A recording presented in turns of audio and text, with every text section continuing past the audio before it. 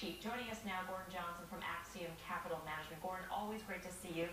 You've been a bear on solar for a long time, and now it seems like on the street there's some thinking that perhaps pricing will come down so much that it'll increase demand because it's become so cheap. Right. Can you see that scenario at all? Well, we think that pricing is going to fall further, but we've seen some actions by Chinese polysilicon bellwethers that are basically unsubstantiated. These companies, in the face of polysilicon prices being down 56% year to date, just the beginning of this month, November 1st, LDK came out and said it's going to quadruple its polysilicon capacity into a market that's falling. And just today, GCL said it's going to basically increase its polysilicon capacity. So these companies are doing irrational action, and I think it's being driven by government, the Chinese government providing them with easy money, basically free debt.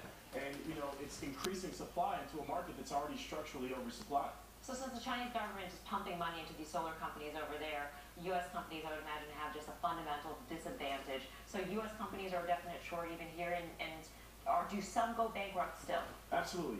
A statistic for you. LDK has total debt to equity of 234 times.